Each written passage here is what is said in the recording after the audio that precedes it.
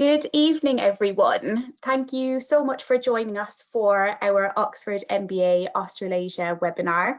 I hope that you're all keeping safe and well wherever you're dialing in from this evening. Before we make a proper start, I just want to make sure that you can all hear us okay. If I can ask some of you who are dialed in just to type yes into the question box, just so that we know that you guys can actually hear us and that we're not talking to ourselves for the next hour. Perfect, that's great. Thank you so much. I can see some yeses coming in there, so that's a nice start. Let me begin then by introducing myself. My name is Hannah Griffiths. I'm one of the recruitment and admissions managers on the Oxford MBA. And delighted that in my role, Australasia is one of the parts of the world that I get to look after. Ordinarily at this time of year, we would be beginning our plans to travel to different parts of the world and hold info sessions so that we could meet you guys in person and talk to you a little bit more about the programme. Unfortunately, that's not possible at the moment, and so we're trying our best to move that onto a virtual space and still connect with as many of you as we can and give you some information about the programme. I'm delighted to be joined this evening as well by a panel of our Oxford MBA alumni who very kindly offered to give up some of their time to share their experience of the programme with you, and I'll introduce you to them shortly. Over the course of the webinar this evening, I'll provide you with an overview of the Oxford MBA. I'll speak briefly about the MBA programme, a little bit about our cohort so you can get a feel for who you can expect to find in your class if you were to join us on the Oxford MBA, and I'll also speak a little bit about the application requirements. But the main focus of the webinar and the majority of our time will be spent talking to our alumni panel and asking them to share their insights of the Oxford MBA with you. We're also very happy to take questions from those of you who are dialed in this evening, and we'll dedicate some time at the end of the webinar to them. So do feel free to send through any questions that you have as we're moving through the presentation. Similarly, as our panel start to speak and share a little bit more about their experience of the Oxford MBA, do please send in questions and we'll try to get through as many of those as we can before the end of the webinar. So on the next slide, I'll do my very best to transport you all during a time when we're all very limited in terms of travel options to the beautiful city of Oxford. And this image is, I'm sure, what many people will conjure in their minds when they think of Oxford. It includes the Radcliffe Camera and a number of the different Oxford colleges. This is obviously the cityscape that you would have the pleasure of enjoying if you were to join us on the Oxford MBA. But more importantly, what I want to highlight here is the fact that Saïd Business School is extremely proud to be embedded within the wider university. And I'm sure that all of you are aware that the university is world famous for research excellence and home to some of the most talented people across the globe. And the positioning of the business school within the wider university and the opportunities that come with that is something that is very unique to the Oxford MBA and is something that we'll ask our alumni panel to speak about in a bit more detail later on in the session. On the next slide, you'll see an image that will probably be slightly less familiar to the majority of you, unless you have managed to get to the business school in the past and to visit us in person. So this is the Saïd Business School. For those of you who aren't familiar with Oxford University and how it's structured, the university is essentially made up of departments and colleges. And so the business school is one of the departments of the university. We are the department that runs their business programs, and so were you to join us on the Oxford MBA, you'll become a member of Saïd Business School and you'll also then become a member of an Oxford college in addition to that. For those of you who haven't visited us previously, the business school is very conveniently located. So we're right beside the train station in Oxford, and Oxford is located about an hour's commute from London, which is obviously really important to people when considering an MBA, considering the career opportunities that a city like London is able to offer. The building that you see here is essentially where you'll spend the majority of your academic life when you're on programme with us on the Oxford MBA. So you'll do the majority of your lectures here. There's a library, a canteen, some seminar rooms, and you'll probably note a real difference in the architecture of the building in comparison to some of those that you've seen on the previous slide. The business school is obviously relatively new in terms of the history of Oxford University, and the architecture very much reflects the fact that we are a modern-facing and forward-thinking department of the university. So on the next slide, I'm going to give you more of an idea of what is included on the Oxford MBA programme, and so what you can expect to experience and to cover from an academic perspective across the year that you would be with us on the Oxford MBA. So important to highlight to start that the Oxford MBA is a one-year programme. There are obvious benefits to a one-year MBA in terms of return on investment and less time away from your career. And when we say a one-year programme for the Oxford MBA, we do mean one full year. So you can see from how the terms are set out here that it's a full 12-month programme, and those 12 months are divided into 4 semesters. It's also important to highlight here that the MBA programme will evolve and change annually. So the information that's on the slide here is the programme in its current form. That will obviously adapt and change for next year's class. And if you're somebody who is dialed in, who's maybe considering an MBA in 2021 or 2022, do be aware that the structure of the programme will change in advance of that. But hopefully the slide will give you an idea of what you can anticipate covering from an academic perspective for the year that you're on programme. So you'll see that the first semester, or Michaelmas as it's named here, and probably good to highlight that the semesters on the Oxford MBA are very Oxfordian in how they are named. Apart from summer, we are one of the few programmes that actually has a summer semester, which is why it has a far less exciting name than the 3 previous semesters.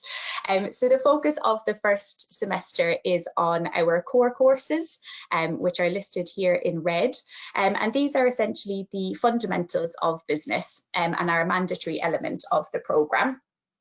As you move into the second and third semester, you'll see that the focus shifts very heavily to the elective options. And the electives are essentially your opportunity to tailor your learning depending on what your goals are and what outcomes you're looking to achieve through completing an MBA. There's a huge breadth of choice available in terms of elective options, and there's lots of useful information available on our website. But just to give you a feel, they cover things from business history to global strategy to how to do business in a climate emergency, to name just a few. And you'll also see on the slide here that there's the option to complete some international electives. So we currently offer 3 of those. One that takes place in Africa and is focused on growth opportunities in developing markets. We have a digital focused elective that runs in New York every year, and we have a fintech focused elective which runs in London. You'll also see that in the second and third semesters, you'll have the opportunity to collaborate and work closely with other members of the cohort through the 2 mandatory projects that feature on the Oxford MBA, our entrepreneurship project and our Go-To project, which stands for Global Opportunities and Threats Oxford. As you move into the summer semester, you have a few choices. You can continue with some elective study, so adding an additional 2 electives to the 7 that you'll already have been able to choose. You also have the opportunity to do an internship for credit in the summer semester or to complete a strategic consulting project. So hopefully you can see from the slide that everything that you would anticipate finding in a 2-year MBA can be found on the Oxford MBA, but just compacted into what is a very intense, challenging, but really rewarding year. Our curriculum is also complemented by our co-curricular offer, some of which is detailed on the bottom of the slide here, and also by our talent development programme, which is run by our Career Development Centre. And I'm sure that our alumni panel will speak a little bit more about some of our co-curricular offer later in the session. On the next slide, you'll hopefully be able to get more of a feel for who your classmates might be if you were to join us on the Oxford MBA. So we're incredibly proud of how diverse our cohort is from a nationality perspective. But one thing that probably doesn't come across on the slide, but is important to mention, is that diversity of thought is also something that's very important to us on the Oxford MBA. We work really hard when putting our cohort together to make sure that we have people from a wide range of professional experiences and backgrounds, and we're really looking for people who want to work collaboratively and who want to contribute to the experience of those around them on the Oxford MBA in addition to their own experience. We're also very proud that 44% of our current cohort are female. This is obviously a good percentage of the class, but from our perspective, still not good enough, and is something that we will continue to focus on across the next few years. And the last 2 points on the slide are averages, and we'll touch on those a little bit more when we look at the application requirements in a further slide. So I've mentioned just there the international diversity of the cohort. So on the next slide, you'll just get a bit more of a feel for where exactly in the world our students come from. It's important to highlight that this is the natural fall of our cohort, so we don't have any quotas in terms of nationality or background. The only part of the world that we have a commitment to in terms of numbers is to Africa, where we have committed to ensuring that 10% of our class come from the continent each year. The most important thing to highlight for all of you who are dialed in is that 4% of our current class come from Oceania at the moment, and that is a percentage that we are incredibly keen to grow across the coming years. And so hopefully we'll have lots of people dialed in today who, after today's session, will give the Oxford MBA more consideration. We would love to have a higher percentage coming from Australasia in the future. So we're going to touch briefly now just on the application process. So on the next slide, you'll see a brief overview on our application requirements. So it's important to highlight that we do run webinars specifically for application tips. So as we move into our application cycle for 2021 entry, do keep an eye on our website for some of those webinars. I'm going to run through the application requirements really quickly just now, but we do run dedicated webinars on those. So if you have some very specific questions about the application process, you can either reach out to our team after the webinar today or look for one of those webinars in the future. The slide here shows the mandatory requirements, but before I speak about each of those individually, I just want to highlight that we do review everybody's application holistically. So if you're looking at the requirements here and you feel that you would be strong in the majority of them, but there's maybe one that would be slightly weaker, please don't let that be a block to considering an application. We will review all of the individual components of your application when making a decision. So do keep that in mind. So the mandatory requirements for an application is that you do need to have an undergraduate degree. The subject that that degree is in doesn't matter, so you can have studied any subject at undergrad, but we do look for an upper second class honours degree or a degree that's equivalent to a 3.5 GPA or higher. You will need to have a minimum of 2 years professional experience, and that should be detailed on a one-page CV. There's a really helpful template available on our website for anybody who might be looking to scale back their CV a little bit in advance of submitting an application. And what we'll really be looking to see on your CV is that your professional experience to date will allow you to contribute to the cohort. A GMAT or GRE score is also a mandatory requirement. Both hold equal weight for us in terms of the test options. I think about 25% of our current class have submitted with a GRE. GMAT tends to still be a little bit more popular just because historically it tends to be associated with MBA programs a little bit more, but best piece of advice is just to choose the test that you feel suits you best. We don't have a specific score that you have to submit with. As a guideline, I would say that a score of 650 on the GMAT would be considered competitive. The GRE equivalent to that is a combined score of 321. And again, it's important in that it's an indicator for us of how you'll be able to cope with the course content. But again, as I said, we do review the application holistically. And so if your GMAT or GRE was a little bit lower than the competitive scores that I've mentioned there, that's not to say that your application wouldn't be successful. You'll be required to provide 2 references as part of your application, and those can be either academic or professional referees. Best piece of advice when choosing your referees is to choose 2 people who know you well, who can advocate for you and who can write about you with a good level of detail. You will also be asked to write a supporting statement as part of your application, and that's your opportunity to tell the committee anything that you feel is important that you haven't managed to document in the remainder of the application. And another opportunity that you'll have to bring your application to life a little bit more is through our online assessment. So you will be sent the link to the online assessment once you've uploaded all of the documents for the rest of the application, and essentially will involve you video recording answers to 4 questions and writing 1 written answer to a question that you're provided with. It's a new aspect of the application process this year and has been hugely helpful for us in terms of allowing us to see more about each applicant, get to know them a little bit better, and get a better understanding of their passions and motivations for wanting to pursue an MBA.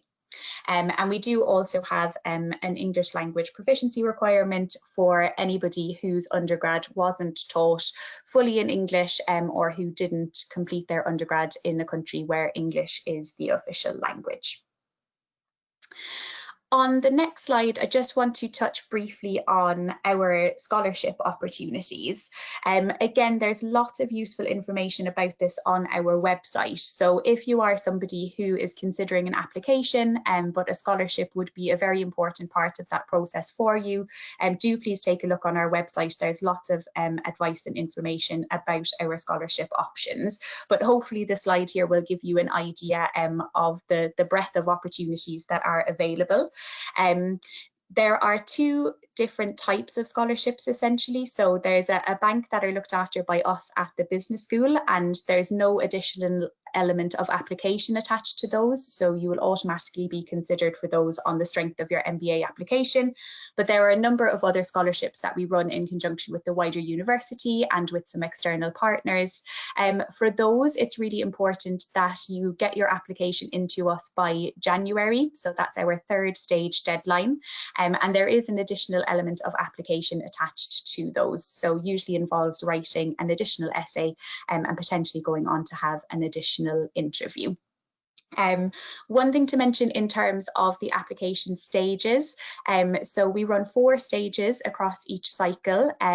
For anybody who's dialed in who's considering an application for 2021, our application portal will open at the beginning of August, and our first stage deadline will fall in early September, and then the other stages will fall in November, January and April. So again, as I said, there's lots of useful information about the application process on our website, but if you do have specific questions about deadlines or any aspects of your individual application, do please reach out to our team after the webinar this evening. So we're going to move on to the main part of today's webinar now, which is our alumni panel.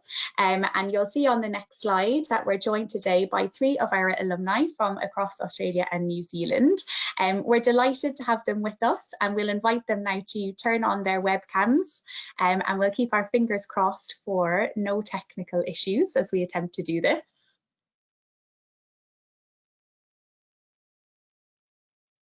Perfect, thank you guys. Great, super, so we're off to a good start. Welcome to you all, and thank you so much for giving up your time to join us this evening. So to begin with, I'd just like to ask each of you if you can introduce yourselves to our audience who are dialed in this evening, and just let them know who you are, where you are, and your current job role to start, if that would be okay. Ollie, you are first on my screen, so if we can start with you, that'd be great. Sure. So yeah, Oliver Jones. I'm currently based in Melbourne and originally from Melbourne, working in EY Parthenon, which is EY or Ernst & Young as the large accounting organisation that most people will be familiar with. The Parthenon business is their strategy practice. So I work primarily in strategy for energy organisations. Thank you. And Alice. Hi, Alice Trustwell. I am originally from Sydney, but currently living in London. I moved to London after the MBA, so moved over to the UK from Sydney, where I was working at the Commonwealth Bank of Australia in digital strategy. Now I've moved more from traditional banking into fintech, so I'm at a brand new startup called Snoop, and I'm the head of commercial there. So I look after our revenue strategy, monetization, and partnerships. Thank you, Alice. And finally, Shruti. Hey everyone, I'm Shruti, living in Auckland, New Zealand. Grew up here, family's from South India originally, and so pretty connected to Asia as well. Kind of career-wise, pre-MBA was a mixture of consulting, running a social entrepreneurship accelerator and some coaching facilitation work, and currently based here, spending part of my time running an organization with 3 friends and colleagues, looking at how we train businesses and social entrepreneurs and innovators to have more systemic change, and then do some government consulting on the side as well.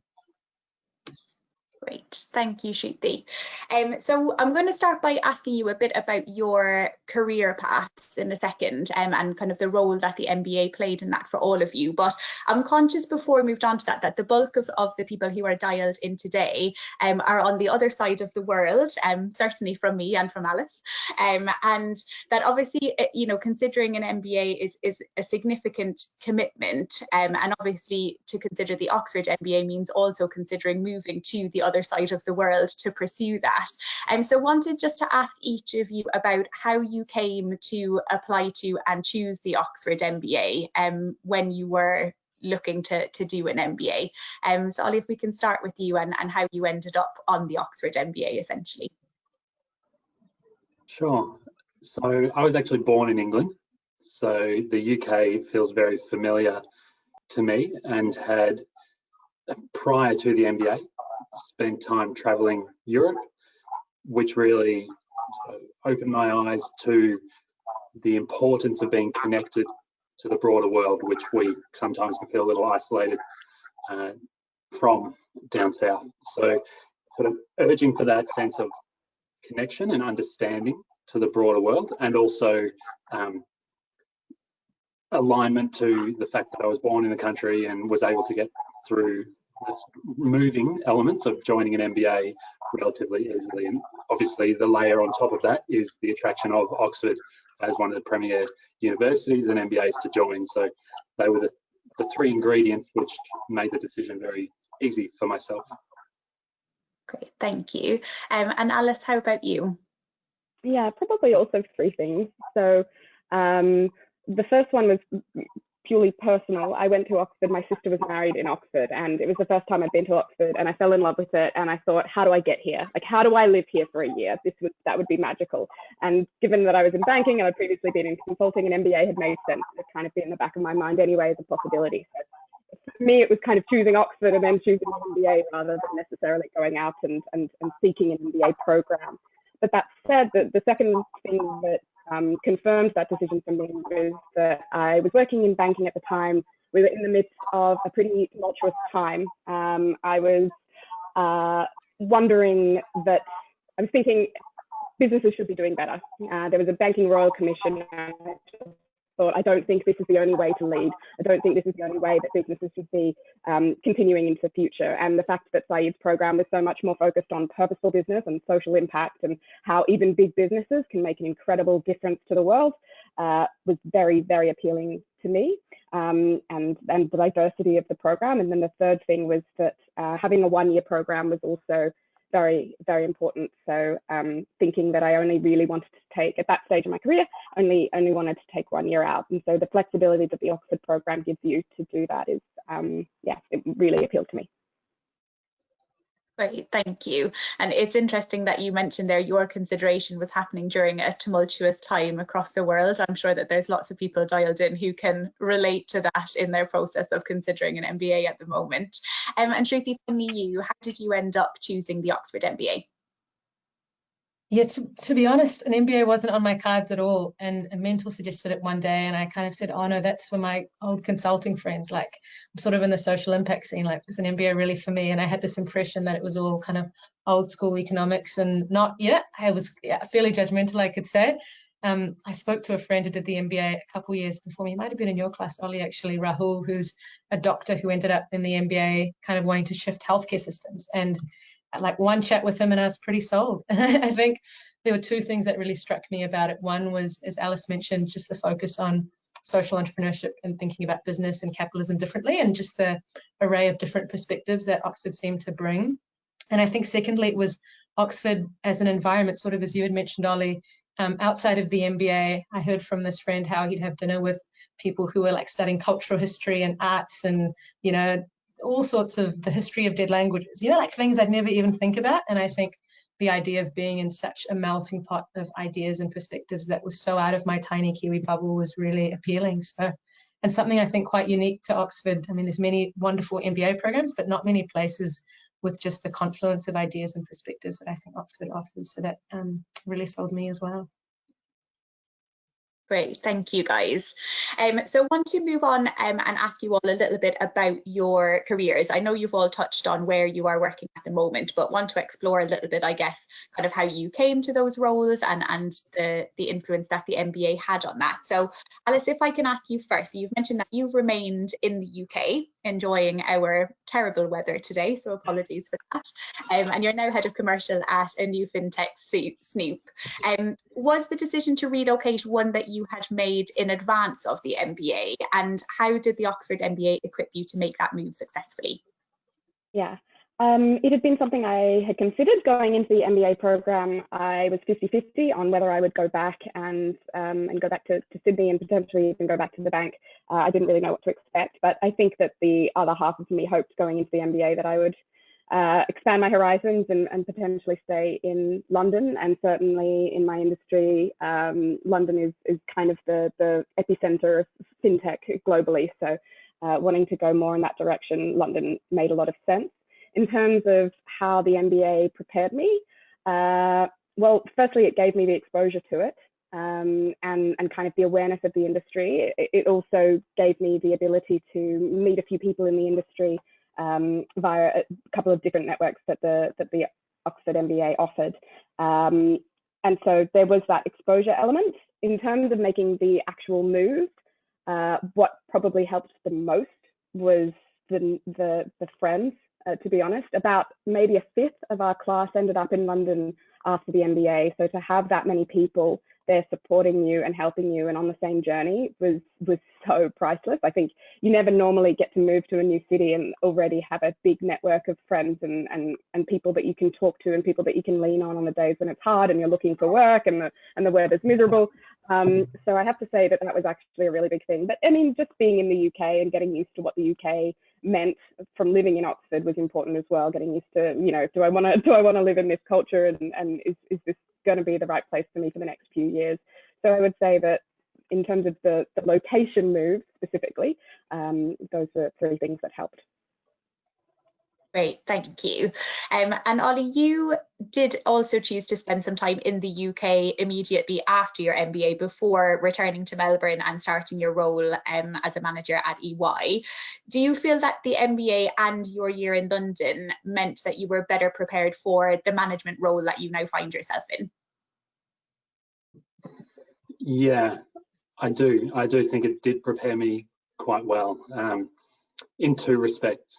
The first one with regards to people leadership, and the second with regards to having a broader knowledge base and being much more structured in my approach to problem solving.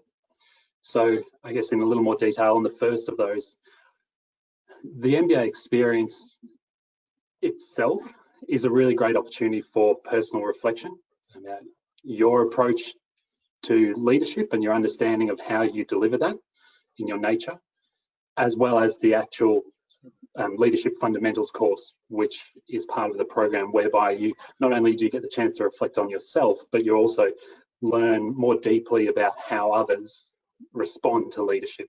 So it flows both ways. And I did find that a very valuable toolkit. The second, with regards to broader knowledge and structured approach to problem solving, I come from an engineering background where everything is very much a first principles approach to problem solving, but often very deep into the detail rather than very broad, consuming a lot of sort of uncertain information. So the ability to broaden my horizon across the practice of strategy, economics, finance, made me much more sort of holistic in the way I approach consulting problems when I'm working with at an executive level on strategy. So yeah, absolutely was the experience of the MBA, plus the time that I did spend in London after the MBA, sort of a valuable sort of, compounding of experiences that I was then able to bring back to my role at EY Parthenon. Brilliant, thank you. And Shruti, post-MBA, you also remained in the UK for a time, and you actually stayed on as part of the SCI Business School community, joining our Scholl Centre for Social Entrepreneurship as an associate. Could you tell those who are dialed in a little bit more about the Scholl Centre and about how you engaged with the centre during your year on the MBA? Yeah, absolutely. So for those that may be less aware, the Scholl Centre for Social Entrepreneurship is sort of a body that exists within the business school, and its focus is really promoting the notion of social entrepreneurship. And I think something that's key to share is that social entrepreneurship for the Scholl Centre isn't defined as an entrepreneur starting their own business to have an impact, but really just the idea of using entrepreneurial tools, using markets, creativity, to solve social and environmental problems, be that through a venture, be that through a fund, be that through, you know, working within government and shifting things around. It's just that sort of mindset, which I think is really wonderful and just so relevant given the state of the world today and the sort of conversations we see around climate, around race. You know, daily there's so many topical conversations that business intersects and influences and is a part of. In terms of kind of how I engaged with the centre, there's a number of offerings and furthermore that have sort of developed since I've left as well. But there were a couple, 2 or 3 that were real standouts. One was a competition called Map the System that gave you sort of time to deeply understand a problem you care about. So I looked at large consumer good companies and what influences them to be more sustainable or less. There was one leadership program that really, similar to what Ollie said, gave you a chance to deeply inquire and reflect on how you lead and what leading for impact really looks and feels like. And kind of a huge part of my MBA was really growing my own self-confidence. You know, we've got this thing in New Zealand called tall poppy syndrome. I think Aussies have it too, but maybe not as bad, where we really sort of play ourselves down and I think mask a lot of humility, self-doubt as humility, you know. So it really was a good chance to personally grow. And one of the highlights is this amazing forum called the Scholl World Forum, which is probably one of the biggest events in the world, convening impact investors, social entrepreneurs, people in the sort of social change community. And as an MBA, you have the opportunity to apply and attend. And there's just a week of all the who's who in the sector sort of, you know, you're brushing shoulders with them. And it's a real privilege, I think, through a centre like that to be able to just learn both sort of theoretically, but also very practically from people's stories and experiences as well. Great, thank you. I'm sure there's lots of people dialed in who aren't familiar with the Scholl Centre, so that's a really helpful overview to provide for them. Thank you so much. Alice, coming back to you, you mentioned that one of the attractions of London was obviously it being a hub for the fintech space that you now work in. Were there any specific aspects of the Oxford MBA programme or co-curricular options that had a fintech focus and that you felt kind of enabled you to be better equipped for taking up your current role in that space? Yeah, so I guess I'll answer that in 2 ways. Firstly, yes, there are some fintech specific avenues. So for instance, I did the fintech elective, which was around Easter time. That's a week in London where you essentially visit a whole bunch of fintechs and meet people that are quite senior in a number of them, and are able to see what it looks like. But I think the biggest transition for me was going from big company to startup, and to very early stage startup. So when I joined 4.5 months ago, we hadn't yet launched. And I think that what Oxford most prepared me for was that, and in sort of 4 key ways. So the first thing is, it gave me the awareness and the desire to step out and to do something different. I didn't really have that imperative before I came. I have to say, I was very comfortable. And the other thing is, I think sometimes the career progression, and in particularly in Australia, I assume in New Zealand as well, can be quite linear. You know, you go from school and you do well in school, and then you do well in university, and then maybe you take on a job at a big company, and that's sort of away you go. I didn't think that entrepreneurship and startups and really early stage startups were necessarily an option for me. I didn't think I was one of those people. I certainly don't look like Mark Zuckerberg, and you know, I thought that that's what entrepreneurship looked like. But going to Oxford and meeting people both in the business school and outside the business school, because it's also a startup hub, Oxford, and the university itself gave me that desire to do something different. Then the second part of that was the exposure to what that something different might look like. And that's where things like the FinTech elective came in. Another thing that I was involved in was the Oxford Seed Fund, and being a director of what is essentially a mini seed fund with real capital, that 11 of us get together, and we go through a full process of finding applicants, you know, prospective startups, going through due diligence and analyzing who should get the funding, and there are pitches, and then eventually we do sign two deals with startups to give them funding. So that experience and learning what it was to, you know, what VC meant and what seed funding meant, and what all of these Series A and all of that, I didn't know any of that stuff before I joined Oxford, and now it's my bread and butter. So that was very, very important. Then beyond the exposure, I would say the next thing was openness to vulnerability. Again, I think that maybe particularly in corporate Australia, which is, I guess, where my experience was, vulnerability is not huge. And doing stuff that you're not good at, not a great feeling. And sometimes it can be a lot more tempting just to stay where you're comfortable. And particularly at my job before, I felt like I was owning it. I felt like I knew the systems, knew the processes, knew the people, knew how to get stuff done. And my progression seemed very obvious. Moving into a startup, you have to be willing to start with no idea really what you're doing, because the environment is so different and you don't know how to get things done, particularly in a different country, in a different industry. But with the MBA, so much of the focus is just on trying things. So as the others have spoken about, you know, trying what your leadership style is, throwing it against the wall and seeing what sticks. You know, giving things a go that you haven't done before. I did some debating in the Oxford Union that was quite intimidating, but you just give it a go and people are supportive. Even rowing with my college, I've never done that, and I was really bad to start with, but you just get in and you give it a go. And I don't think I had exposed myself so much to things that I felt uncomfortable doing. And that has been so important to go into a new role where you're really stepping up and you're really having to make sense of something that you haven't experienced before. That was very, very important to me about Oxford, and how supportive it was in taking those steps.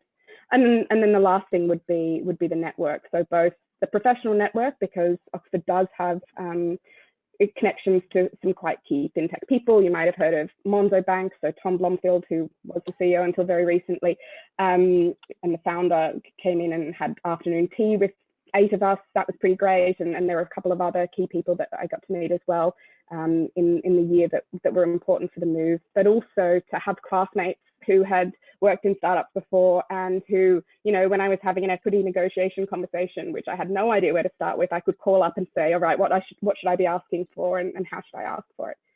So yeah, I would say that without the MBA, I wouldn't have made this move. I wouldn't have wanted to make this move. I wouldn't have had the confidence to make this move, and I wouldn't have had the support networks to make it. But I'm really, really glad that I've made it. I think it's made me a better business person, and probably a better person generally, to be honest.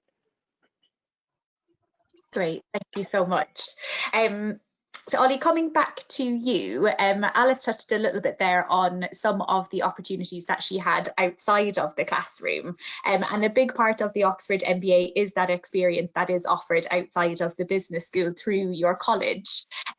What were some of the highlights of that kind of Oxford experience from your perspective?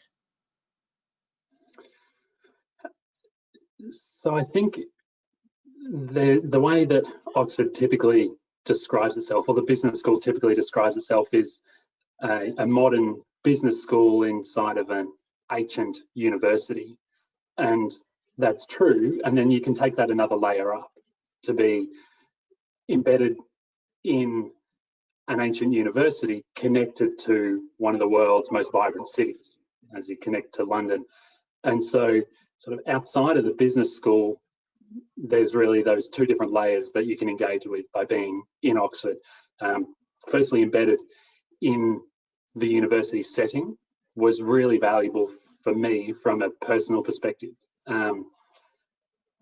Compared to other business schools, which might be sort of within a large city, the fact that you're embedded in Oxford means that all of the classmates that you connect with, as well as sort of other people that you meet studying different degrees, really immerses you in the city by being involved at your college, by participating in sports, attending the Oxford Union to go and see speakers, as well as just having fun, going to dinners, going to parties, going to university balls.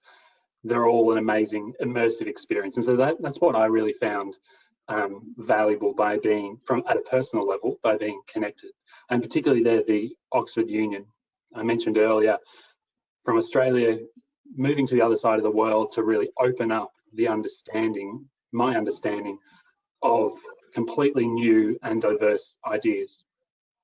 And the union is a really great way to do that. Not only the speakers which come to the city, but the people that you meet there, just sitting at the chairs waiting for the speakers. It really is like this small little melting pot where everybody's coming to test challenging ideas and hear from outside the world. So that was the really valuable part that Oxford provided.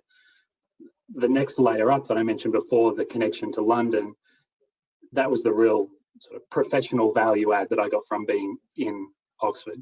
Only an hour on the train to be able to go and meet with former classmates from earlier years, attend the Oxford Cambridge Club, so you can really get a sense of how the network works and provides value, and meet with prospective employers. And that was exactly how the opportunity became available to me to work in London after the MBA.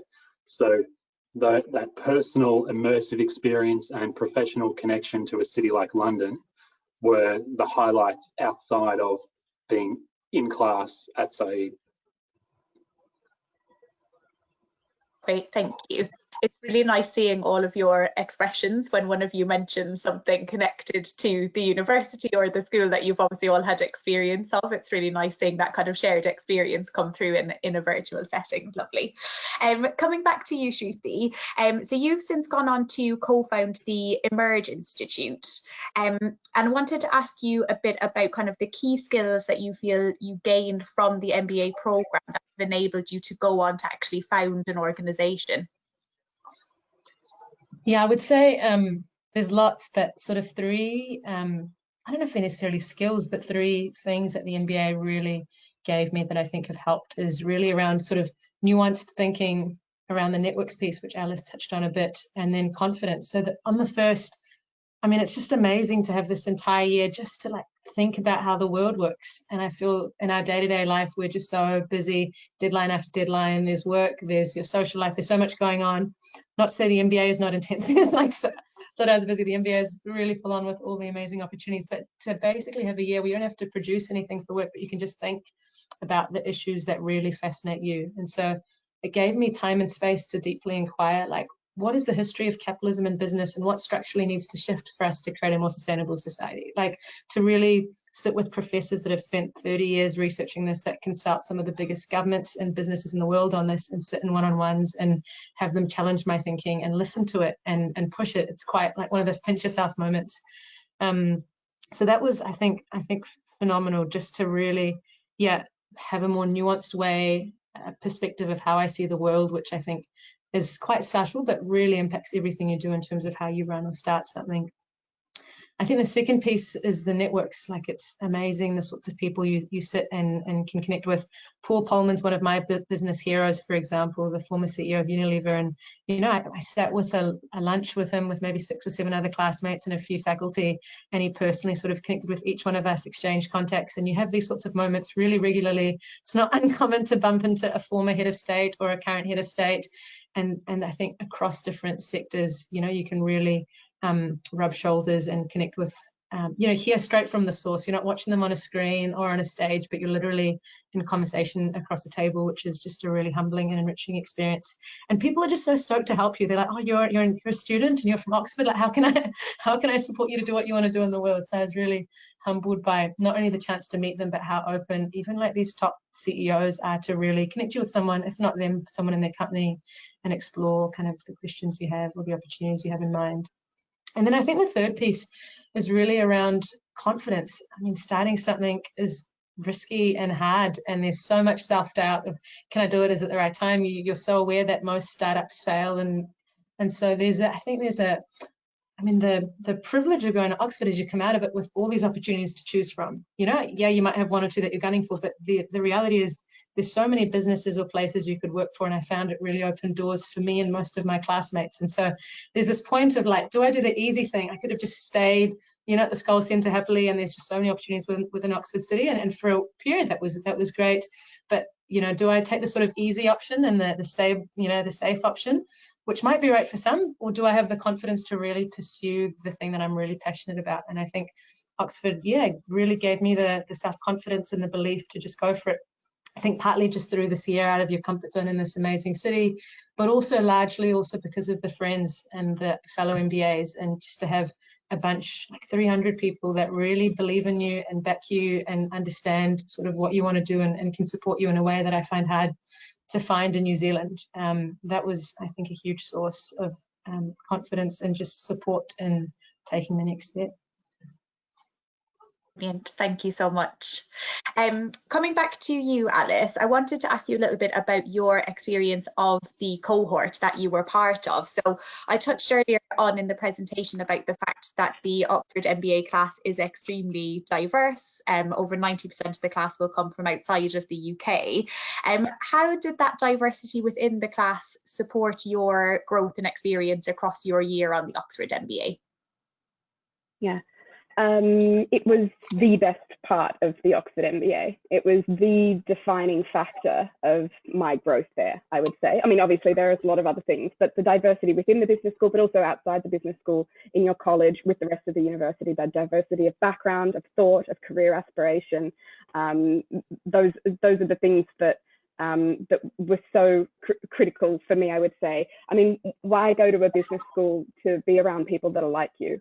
You know, why, if you're taking time out to try to test whether you're on the right path, to try and question your place in the world and your place in business and business's place in the world, to go to a school that is only going to reinforce the views you already have, I think is a bit of a waste.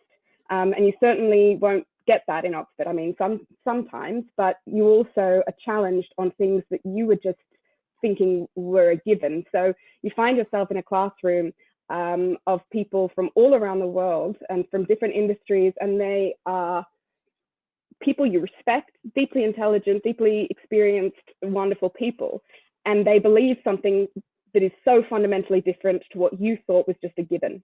So, you know, I remember one classroom, we were doing a subject called Doing Business in Africa, which was a sensational subject. And, you know, we had a lot of students from the African continent were there, and they were sort of saying, there is a place for bribery, there is a place, and this is why it's justifiable, and, you know, this is what it gets done. And for me, I'm like, what? This isn't even up for discussion. You know, in Australia, that you can't say that. And so it is that nuanced thinking that you have to be able to understand better about yourself. Why do I think this? Do I just think this because from my background, this is what people think? Or do I really think that? And you might come back to the same answer, but the process is questioning it. And you don't get that questioning in growing up in, I certainly didn't get that at my Australian university, because we'd all had a similar kind of background. Yes, maybe from different suburbs, from different schools, or different backgrounds, different cultural backgrounds, sure. But it's very different when people have had such an entirely different upbringing and a career to what you've had. So I think that that challenging of thinking, and you know, even things like the diversity outside the university, being able to speak next to someone at dinner who is, you know, experimenting with AI in medical diagnoses at the local hospital, or people who are looking into nanotechnology and how we can build better batteries and energy storage, stuff I just never spoke to people about. But actually, you know, the world is very interlinked, and these things come into your thinking when you are thinking around a strategic problem. You might think, oh, well, that person explained that element of AI to me, and maybe that has a place here. So I think just questioning yourself, questioning the path that you want to be on, and then being able to go back full round and actually be much more confident in your opinions and why you have them, and open-minded about other people's, and have a broader perspective on the world. So the diversity is just crucial. Yeah, it's amazing. It really is. Thank you. Coming back to you, Ollie, one of the things you touched on in your previous answer was a little bit about the network that the Oxford MBA allowed you to build. And so I wanted to ask if you'd stayed in touch with a lot of your 2016-17 cohort, and if you could speak a little bit about the benefits of that network that the Oxford MBA allowed you to develop. Yeah, sure. So absolutely. I have kept in touch with a large number of people from my class, and the benefits of that remaining connection are absolutely real. With regards to remaining connected, in fact, whilst we were in Oxford, me and my partner got engaged, and then last year we were married, and both friends that I had made during the MBA experience, as well as the friends that she was able to make by being connected, came over for the wedding. So we had, I think, 20 odd people come from around the world through the class as a result of that friendship that we created. And we continue to remain in contact, particularly during this time where sort of the emphasis on digital contact has been amplified. Regarding the benefits of that network, certainly when I was back considering which MBA to do or which school to go to, the trade-off between a local school for a local network versus an international school for an international network was a real consideration and a real trade-off. But I think picking up on a lot of the points which we've discussed around sort of the exposure to the rest of the world sort of highlights the value of that connection. And given all that we've learned over the last 3 or 4 months, the tools that enable us to remain connected sort of diminish the need for that immediate local connection. So it certainly sort of, adds value to making that stretch to go overseas to study. But I guess 3 specific benefits that I'll touch on briefly are friendship, advice and guidance, and employment. And those are in priority order. So friendship, you can't discount how much value that provides throughout the year and beyond. Some of which I mentioned that at the beginning, but really it sort of opens your mind, connecting properly beyond a business level, but into a friendship level with people from around the world to really understand different cultures, who people are and what makes them tick, and really what makes you tick. It brings you out of your shell in certain areas and makes you really hone in on understanding of who you are in other areas. The advice and guidance point is also a real value add. Within the Australian, New Zealand cohort of the class which I was in, we still remain connected via a WhatsApp group, and it was only a couple of months back that there was a conversation going around that started in one of our workplaces around leadership and how to build pride into a team. And so we're all bouncing around ideas and what we've learned. So you definitely do leverage the shared knowledge that people are accumulating. And then the third that I mentioned around employment, I guess that's a bit more of an obvious one, that the wider we expand this Oxford network, the more doors it opens and the more contacts that it creates. So absolutely the benefits are real and the connections can be retained, and then it's really up to you to maintain those connections so that you make the most out of what should then be sort of a long and enjoyable career. Great, thank you so much.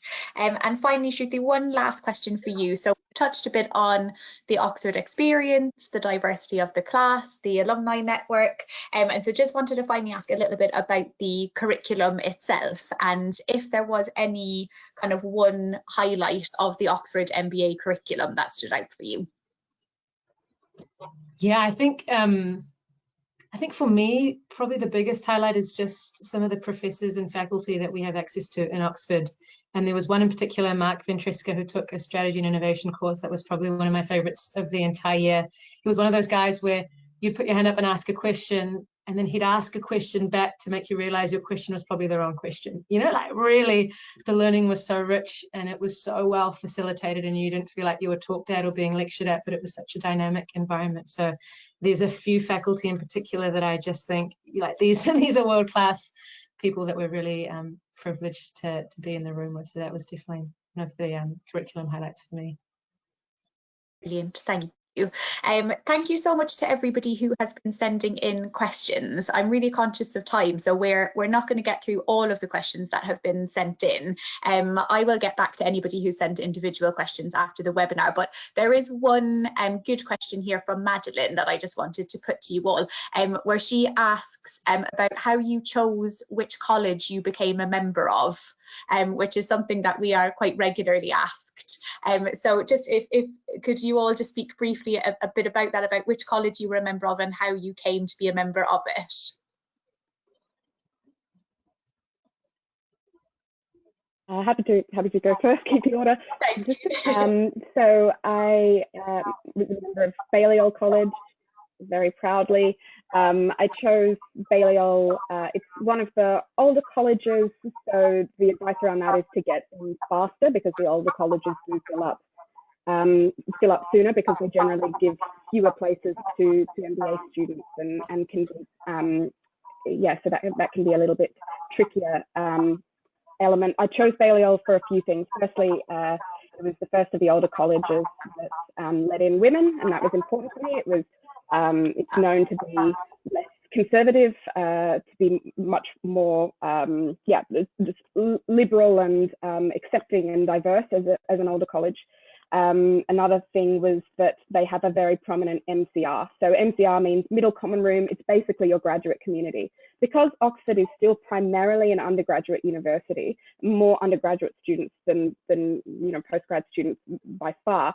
I wanted a college that still had a very big graduate community, essentially, and put money and effort into graduate community and events, and Balliol did that as well. So it was probably, I liked the look of the beautiful old buildings and the sandstone and the traditional Oxford experience. I loved that, of course, but yeah, it's primarily the ideology and also the graduate community, and it worked really well for me.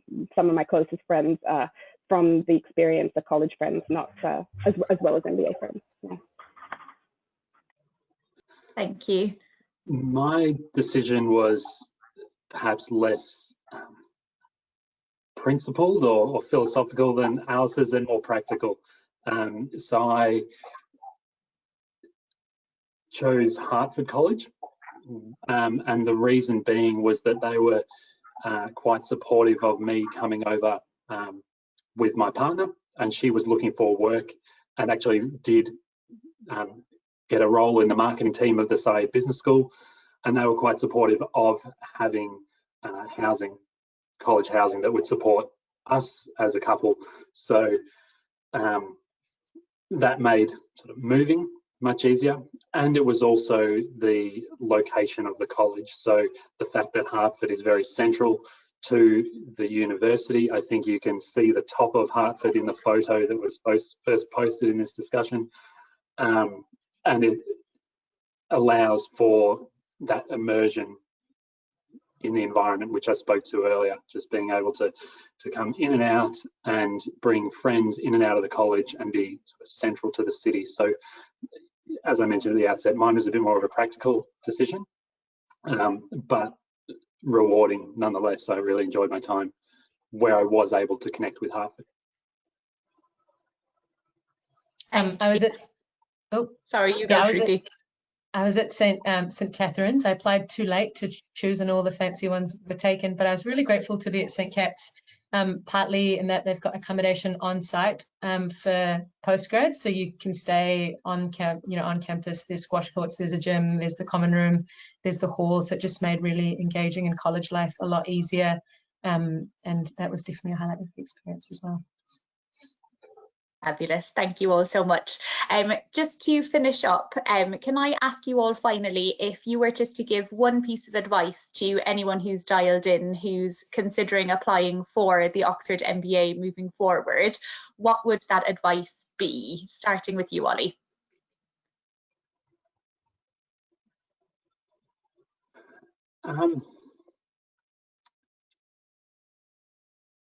So I think there'd be two parts of advice that I would give. One with regards to application, and another with regards to living the MBA should you enter Oxford. So the first with regards to the application, it was mentioned throughout the introduction that candidates are viewed holistically, and I would certainly reflect that of the mix of individuals that were in the cohort. It's not a purely academic exercise. So applying 90% of your effort to your GMAT doesn't fully round off the story, which is you and why you want to undertake the MBA. So think about the broad story and draw out those additional sort of extracurriculars that stitch your story together. In terms of living the MBA, then sort of it's a running theme of what I've been speaking about, but immerse yourself in it. Be connected through conversations with people every day. Walk through the city every day. Try and see something new, or listen to or read or hear something new every day. So it goes very quickly, and there's no room to waste any time in the year that you have. Thank you. Alice, your advice. So I'll copy Ollie's format and give the application versus doing the MBA. I thought that was good. So applying, I would say know what you want out of an MBA, and therefore match it to whether Oxford is the right school for you. If what you want, and this is just being completely transparent, if what you want primarily is to come in to kind of just get deeper into your particular subject area that you already know, and then to step out and kind of just get an immediate career progression, step straight into an investment bank. So obviously a lot of people did end up in investment banks, but step straight into that, and what you want is just that immediate jump. Honestly, I'm not sure if Oxford would be the right place for you. If what you're after is to be personally challenged, personally stretched, to think maybe you might want to jump roles, jump industries, jump locations, and just generally have a broader perspective of your world, even if sometimes that means that you have to face that sometimes you might have been wrong in the past, but to really challenge yourself, then there couldn't be a better school than Oxford. It's just absolutely incredible. So I would say, yeah, know why you're doing an MBA, and be aware of that. The second thing, when you're there, I think the number one thing that I'm really, really glad that I did is to get so deeply involved with my college. Because sometimes the MBA, you know, where we all have assignments due at the same time, and things can be contagion, like career finding contagion. There are just periods where everyone's a bit stressed coming up to exams or whatever. And those times, group assignments, and those times to be in my college community, to be rowing with my college friends, to be, you know, hearing about their diverse courses that they were doing, and to just be in our college library together, and having that separate community that kind of lived in parallel was just so important to my sense of belonging in Oxford and the university as a whole. So really do make an effort. It takes an effort, but make that effort to get involved in your college. Wonderful, thank you. And finally, Shruti, your advice. Yeah, I'll follow the train as well. I think in application, 1 year is really short, as we've mentioned. So I think someone told me in the process, really consider what's the right inflection point in your career, and now might be the right time. Maybe it's a year, maybe it's 2 years, but really think about your trajectory. And I think you'll intuitively have a sense of when the sort of break is, because it's not a lot of time, and sort of the timing, I think, is really critical to get the most out of it, personally. And then I think when you're there, there's so much dialogue and narrative around, like, what are you going to get out of the year, and know what you want and pursue it, which is of course valuable, but really think about what you want to contribute. And I found a lot of the richness was really in seeing how I could give back to my community and my classmates, and there's such a spirit of generosity in the entire class, and I think so much of the richness came from what we shared and learnt and gave to each other. So really keeping that sort of mindset of reciprocity and generosity front of mind, which isn't always what we see in the business world, but I think really part of the culture at Oxford. Brilliant, thank you so much. And thank you all so much for giving up your time and sharing your insights and your experiences so eloquently with everybody who's dialed in this afternoon. We're really grateful to you. Thank you, as I said, to everybody who sent in questions. I'm really sorry that we didn't get to them all, but on the final slide, I'll just pop up our email address. So if you do want to reach out to us with any specific questions you have about the application process or your profile and whether or not you might be suited for the Oxford MBA, do please send an email to our team. We'd be really, really happy to hear from you. I hope that all of you and your families stay safe and well and enjoy the slow return to a level of normality wherever you're diving in from this evening. Have a lovely evening, and thank you all so much for your time. Oh, can I just say one more thing, which is that part of being in the Oxford community is paying it forwards. And so if you do have specific questions, if you're sitting on the fence about things, please do reach out. You'll find me on LinkedIn. I can't speak for these guys, but I probably can. I'm sure they would say the same. If you know what you want to ask and you kind of know what you're grappling with, then do reach out. And I'll put time into coaching us. We will put time into coaching future cohorts. So just to make sure that people are aware of that. Wonderful, thank you so much. Enjoy your evening, everybody, and thank you so much for joining us.